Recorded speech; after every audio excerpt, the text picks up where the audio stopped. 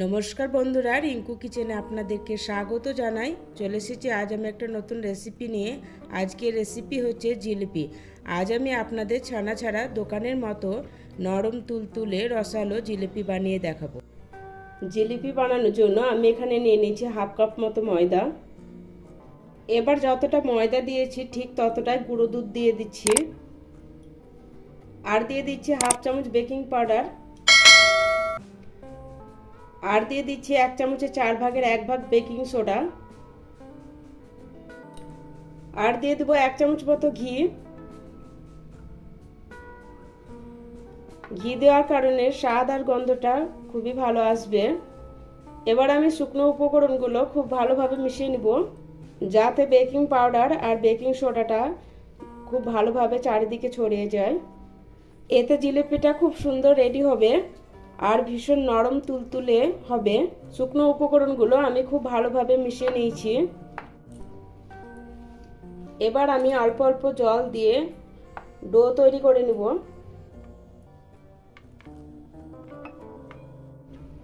এই ডোটা তৈরি করার সময় নর্মাল জলই ব্যবহার করতে হবে।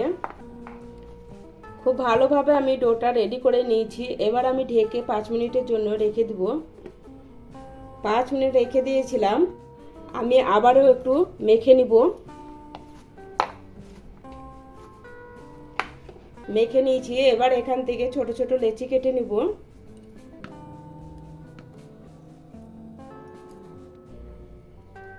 একইভাবে সব লেচিগুলো কেটে নিয়েছি। এবার আমি এটা সাইডে রেখে দেব। এবার আমি এখানে একটা চাকতা নিয়ে নিয়েছি, চাকতাতে সামান্য পরিমাণে ঘি লাগিয়ে দেব। এবার একটা লেচি নিয়ে নিয়েছি, হাতে গোল বলের মতো বানিয়ে নিতে হবে। এবার মোটা লম্বা দড়ির মতো বানিয়ে নেব। এভাবে লম্বা বানিয়ে নিয়েছি। এবার এক সাইডটা এভাবে আটকে দিতে হবে, উল্টো সাইডটা এভাবে ঘুরে আটকে দেব।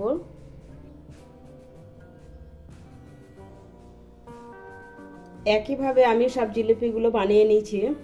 জিলিপিগুলো ভাজার জন্য আমি আগে থেকে একটা ফ্রাই প্যানে সাদা তেল গরম করতে দিয়ে দিয়েছি। তেলটা গরম হয়ে গেছে। এবার আমি এক একে জিলিপিগুলো ভাজার জন্য দিয়ে দেব। এবার আমি গ্যাসের ফ্লেমটা মিডিয়ামে করে দিয়েছি। কিছুক্ষণ টাইম ধরে জিলিপিগুলো ভেজে নিব, তাহলে জিলিপি সাইজগুলো বড় হয়ে যাবে, তাহলে চিনির সিরাটা খুব ভালোভাবে সোক করবে। এবার আমি জিলিপিগুলো এক সাইড ভাজা হয়ে গেছে, আমি পাল্টে দিব। এই জিলিপিগুলো গ্যাসের ফ্লেমটা হাই রেখে ভাজা যাবে না, তাহলে ওপরটা তাড়াতাড়ি লাল হয়ে যাবে আর ভিতরটা কাঁচা থেকে যাবে, আর জিলিপির ভিতরটা শক্ত হয়ে যাবে। জিলিপিগুলো আমি এইভাবে 2 থেকে 3 বার উল্টে পাল্টে ভেজে নেব। দেখুন জিলিপিগুলো খুব সুন্দর ফুলেছে।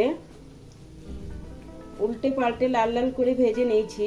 ভাজতে আমার এখানে 7 থেকে 8 মিনিট সময় লেগেছে। এবার আমি জিলিপিগুলো তুলে নেব। এবার আমি জিলিপিগুলো একটা প্লেটে তুলে নিচ্ছি। জিলিপিগুলো দেখুন খুব সুন্দর ফুলেছে।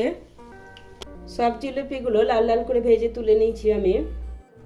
সিরা বানানোর জন্য আমি কড়াই বসে দিয়েছি। এবার দিয়ে দিচ্ছি 1 বাটি মতো চিনি, আর দিয়ে দিচ্ছি 2টো এলাচ। এলাচ দুটোকে আমি ফাটিয়ে দিয়েছি। এবার দিয়ে দিচ্ছি ওই বাটিরই 1 বাটি জল। এবার চিনিগুলো জলের সাথে মেল্ট হওয়া অবধি রান্না করে নিব। চিনিগুলো জলের সাথে খুব ভালোভাবে মেল্ট হয়ে গেছে। এবার চিনির সিরাটা আমি 1.5 থেকে 2 মিনিট ফুটিয়ে নিব। সিরাটা আমি 3 মিনিট সময় ফুটিয়ে নিয়েছি। সিরাটা দেখুন হালকা চিপচিপা চলে এসছে। এবার আমি গ্যাসটা বন্ধ করে দিচ্ছি। এবার আমি এই সিরার মধ্যে ভেজে রাখা জিলিপিগুলো দিয়ে দিব। এবার আমি সিরার মধ্যে জিলিপিগুলো 1 থেকে 2 বার উল্টে পাল্টে নিব।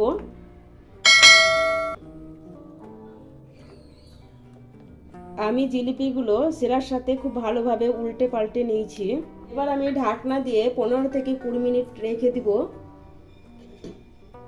20 মিনিট পরে দেখুন এবার জিলিপিগুলো কি সুন্দর ফুলে ডবল হয়ে গেছে, আর চিনির সিরাটা অনেকটা সোক করে নিয়েছে, আর জিলিপিগুলো খুব সুন্দর হয়েছে। দেখুন নরম তুলতুলে। এবার আমি জিলিপিগুলো একটা প্লেটে সার্ভ করে দিচ্ছি। ভিডিওটা ভালো লাগলে লাইক করবেন, বেশি বেশি করে শেয়ার করবেন। আমার চ্যানেলটা সাবস্ক্রাইব করে না থাকলে আমার চ্যানেলটা সাবস্ক্রাইব করার অনুরোধ রইল। দেখুন আমি একটা আপনাদের জিলিপি কেটে দেখাচ্ছি। জিলিপিটা কতটা নরম আর তুলতুলে হয়েছে। তৈরি হয়ে গেল আমাদের দারুণ স্বাদের জিলিপি।